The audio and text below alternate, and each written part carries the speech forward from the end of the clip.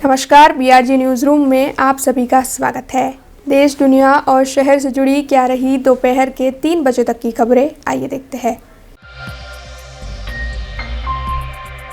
महिला और बाल कल्याण राज्य मंत्री मनीषाबेन वकील की ओर से आज शहर के सर्किट हाउस पर एक बैठक का आयोजन किया गया था।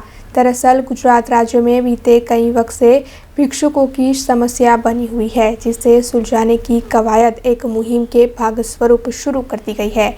उसी के तहत आज शहर में ये बैठक आयोजित हुई थी, जिसमें शहर के कई पदाधिकारी, विधायक, अग्रणी, पुलिस कमिश्नर और सामाजिक अधिकारिता विभाग के लोग जुड़े हुए थे। इस बैठक में जल्द से जल्द शहर को भिक्षुक मुक्त बनाने की बात पर कड़े कदम उठाने की चर्चाएं की गई। मेंटली रिटार्डेड હોય તો એ લોકોને નારી સંરક્ષણ ગૃહ મોકલવા અને ભાઈઓ હોય તો એ લોકોની વ્યવસ્થા કેવી રીતે કરે એની પણ ચર્ચા થઈ ગઈ છે। ખૂબ સારા સૂચનો સાંસદશ્રી દ્વારા, ધારાસભ્યશ્રી જીતુભાઈ દ્વારા અને મેયરશ્રી દ્વારા આપવામાં આવ્યા છે। એક કમિટી પણ બનાવવામાં આવી છે। એ કમિટી અલગ અલગ વિભાગના એમાંથી એક ઓફિસરની હશે અને એ કમિટી આ હવે ડ્રાઈવ ઉપાડશે અને ખૂબ સારી કામગીરી એમના દ્વારા આવતા દિવસોમાં થશે। આ લોકો કોર્પોરેશન દ્વારા અને સમાજ કલ્યાણના અધિકારી દ્વારા સર્વે થઈ ગયું છે અને સર્વેમાં પણ એ લોકોએ સંખ્યાબંધ લખ્યું છે કે કેટલા લોકો એમની પાસે આવ્યા છે અને કેટલા લોકોએ કયા કયા લાભ ગયા 15 દિવસમાં લીધા છે। મેં કીધું એવું, એ લોકો 15 દિવસથી વડોદરામાં ડ્રાઈવ શરૂ થઈ જ ગયું છે, પણ આજે એ લોકોને મેગા ડ્રાઈવ તરફથી આજે બધા વિભાગનો એકબીજા સાથે કોર્ડિનેટ થાય એના માટેની આ ચર્ચા અહીંયા સર્કિટ હાઉસમાં અમે લોકો કરી છે, ચર્ચામાં લીધી છે અને એમના પણ ધ્યાનમાં છે અને એ જે લેબરવાળું ચાઇલ્ડ લેબરવાળું વાત છે એ પણ એમની પાસે મૂકેલી છે અને જો આવું કંઈક એ લોકો એડિક્ટેડ હોય કોઈ ડ્રગ્સથી કે એવું તો એના માટે પણ અમે કાઉન્સેલિંગ કરીશું, એના ડૉક્ટર્સને બતાવીને એના માટે પણ અમે ચર્ચા કરી છે। ડૉક્ટર્સને પણ બોલાવવામાં આવશે અને એની પણ કેવી રીતે સારું કામ કરીશે એ દિશામાં કે જે નાની નાની વસ્તુઓ 4 રસ્તા પર વેચતા હોય છે અને કન્ટિન્યુઅસલી ગાડીના કાચ પર નોક કરતા હોય છે અને આ બધી એક ટ્રેન્ડ ચાલી રહ્યો છે વધારે ને વધારે મેટ્રો સિટીઝમાં, તો એની પણ એ લોકો આઈડેન્ટિફિકેશન કરશે કે ખરેખર એ લોકો ક્યાં રહે છે, એ લોકોના રૂટ્સ જાણવા પડે, એ લોકોને પૂછવું પડે। એના માટે ઓફિસર તરીકે નહીં પણ એક આમ નાગરિક તરીકે એમની પાસે જાય, એમની વિશે જાણે, એમને પૂછે અને પછી એનો નિકાલ એ પણ દિશામાં આજે અમે અમારી મિટિંગના ચર્ચામાં લઈ લીધો છે। જે કોર્પોરેશન છે એની સાથે રહીને ઘણા બધા આધાર કાર્ડ એ લોકોએ પહેલાં એ લોકોનું આઈડેન્ટિફિકેશન થઈ જાય, થમ્પનું એ લોકોનું જે પ્રિન્ટ નીકળે અને પછી એ લોકોએ જો આઈડેન્ટિફિકેશન ના હોય તો આપણે ઊભું કરવું પડે, જો અનાથ હોય તો આપણે ઊભું કરવું પડે અને એ ગવર્મેન્ટ કરતી જ હોય છે, તો એ પ્રોસિજર હોય છે એ રીતે એ લોકો કરે છે। હજુ ડ્રાઈવ ચાલુ જ છે એટલે આપણે અમુક નક્કી આંકડો તમને ના કહી શકીએ। આજે પણ પકડાશે તો એટલો ટોટલ આંકડો બદલ્યા કરશે, રોજ બદલ્યા કરશે, પણ હું એવું માનું છું કે બધા જેટલા શેલ્ટર હોમમાં જાય છે બધા ભિક્ષુક નથી। બની શકે કે આજુબાજુ ગામડામાંથી આવ્યા હોય ને રહેતા હોય ને ક્યાંક મજબૂરીથી ભીખ માંગતા હોય ને એ લોકોને એક ટેવ પડી જતી હોય તો એને આપણે સુધારો કરીને એમને જો પગભર કરીશું તો એ ભિક્ષુકોમાં નહીં ગણાય। ભિક્ષુક આમ જોવા જઈએ તો ઘણા ઓછા હશે, મારું એવું માનવું છે, એટલે અલ્ટિમેટ નંબર્સ હું તમને નહીં કહી શકું। એ લોકોને અમે આઈટીઆઈના અધિકારીને પણ બોલાવ્યા હતા।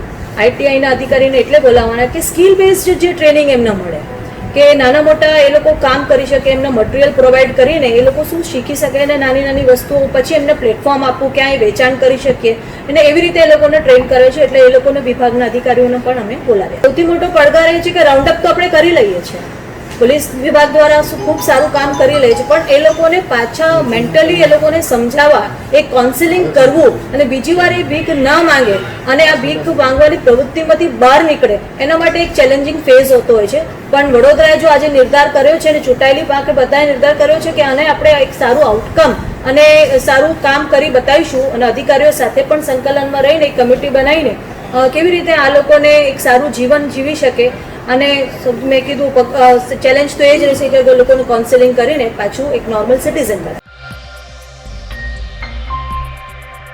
शहर में ऐतिहासिक धरोहरों की पेंटिंग की 7 दिन की वर्कशॉप आयोजित हुई थी, जिसका अब समापन हो चुका है। वर्कशॉप के अंत में फैकल्टी ऑफ फाइन आर्ट्स पर इन सभी पेंटिंग्स का प्रदर्शन भी आयोजित किया गया और साथ ही विजेताओं को सम्मानित भी किया गया। West zone cultural centre Udaipur और महाराजा सयाजीराव यूनिवर्सिटी की फैकल्टी ऑफ फाइन आर्ट्स ने मिलकर सभी आर्टिस्टों के लिए 7 दिन की वर्कशॉप का आयोजन किया था, जिसमें वेस्ट रीजन के राजस्थान, महाराष्ट्र, गुजरात, गोवा इन 4 राज्यों में से 14 जितने आर्टिस्टों ने हिस्सा लिया था। वाटर कलर मीडियम में कार्य करने वाले इन सभी आर्टिस्ट्स की ओर से शहर की ऐतिहासिक इमारतों की पेंटिंग बनाई गई। इस वर्कशॉप का अब समापन हो चुका है और वर्कशॉप के अंत में फैकल्टी ऑफ फाइन आर्ट्स पर इन सभी आर्टिस्टों की पेंटिंग्स का प्रदर्शन आयोजित किया गया। साथ ही विजेताओं को सम्मानित भी किया गया। वैसे सभी आर्टिस्ट की ओर से बनाई गई ये पेंटिंग लोगों में आकर्षण का केंद्र बनी हुई है।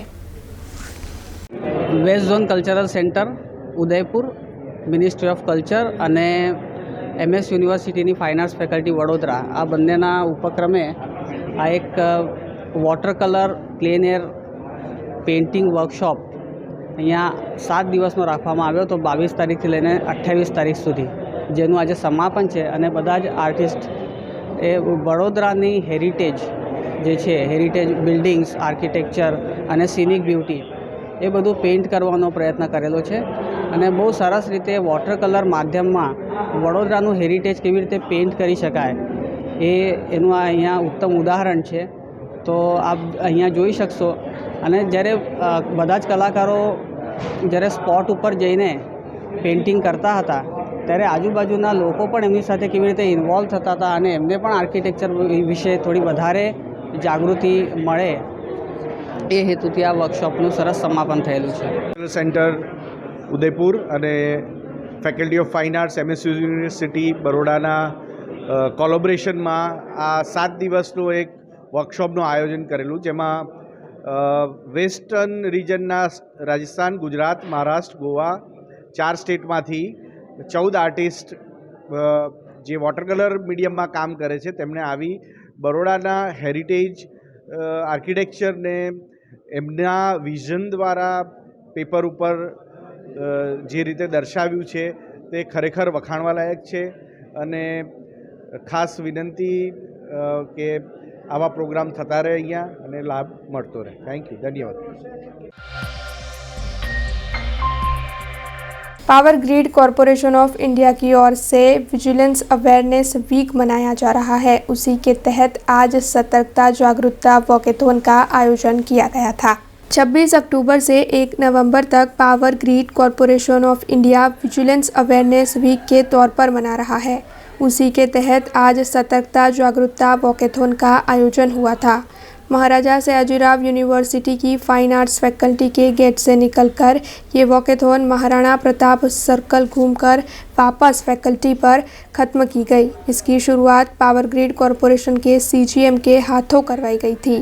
वैसे इस वॉकेथॉन का उद्देश्य आम जनता को विजिलेंस की महत्ता समझाकर भ्रष्टाचार को रोकने के प्रति जागरूक करने का रहा और आगे भी इस सप्ताह के तहत power grid corporation of India की ओर से ऐसे कई जागरूकता कार्यक्रम आयोजित किए जाएंगे।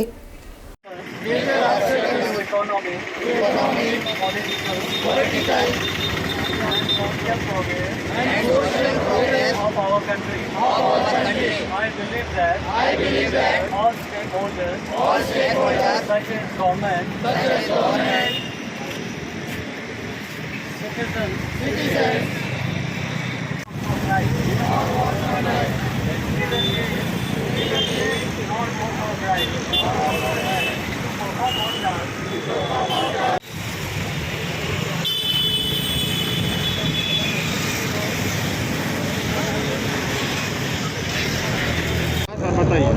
जैसे आप ये देख रहे हैं हमारे पीछे हमने बैनर लगा रखा है, ये वॉकेथॉन है और ये वॉकेथॉन के थ्रू हमने जो विजिलेंस की प्रति जो सतर्कता जागरूकता सप्ताह जो हम मना रहे हैं, इसमें कैसे हम भारत को करप्शन फ्री बनाएंगे, ये हमारा इसमें ये प्रयास है।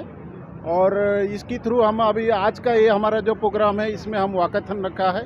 इसके अलावा हम अलग अलग प्रोग्राम भी करते हैं, स्कूल में भी जाके कंपटीशन वगैरह कराते हैं जिसमें बच्चों में जागरूकता बढ़ाना है हमारा मकसद है।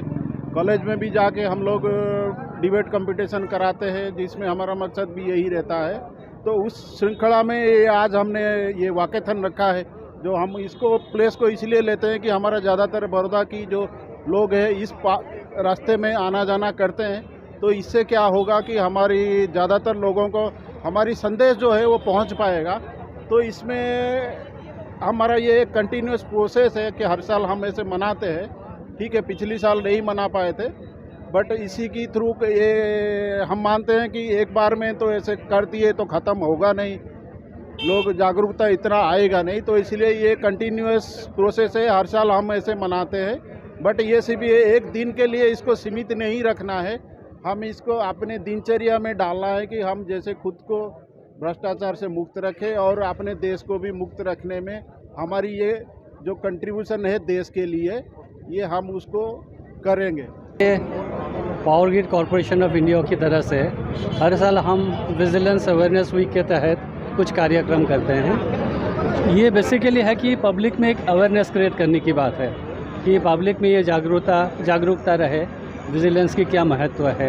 आज हमारे सोसाइटी में बहुत सारे ऐसे एक्टिविटीज़ चल रहा है जिससे ना हम खुश हैं ना देश की तरक्की में इसकी कोई वो जो योगदान है। तो उसे रोकने के लिए हम कुछ ऐसा कार्यक्रम करना चाहते हैं जैसे कि पब्लिक में ये अवेयरनेस हो कि हमें करप्शन को रोकना है और हमें एक ऐसे सोसाइटी निर्माण करना है जिससे कि हमारी देश आगे बढ़े।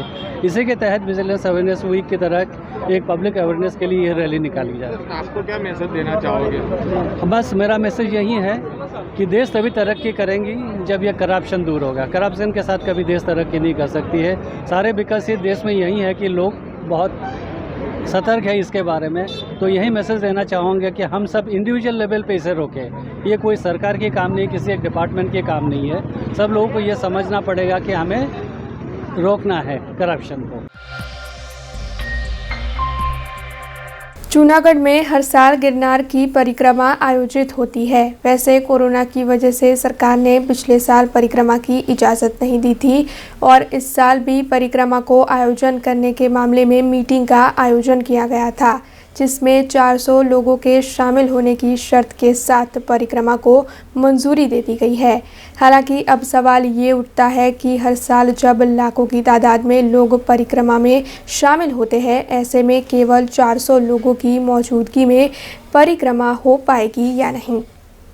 ગરબા ગિરનારની ગોદમાં 36 કિમીની યોજાતી દર વર્ષે પરિક્રમા કોવિડના કારણે છેલ્લા 2 વર્ષથી મુલતવી રાખવામાં આવે છે, પરંતુ આ વર્ષે સરકારની ગાઈડલાઈન મુજબ 400 માણસની મર્યાદામાં મંજૂરી આપવામાં આવી છે, પરંતુ આની સામે વિરોધનો વંટોળ જાગ્યો છે કે આ 400 માણસની મર્યાદામાં માત્ર સાધુ સંતોને જ પરિક્રમાની મંજૂરી ને એની પરંપરા નિભાવવાનું કહેવામાં આવે अथवा तो दरेक लोगों ने छूट आपवामां आवे।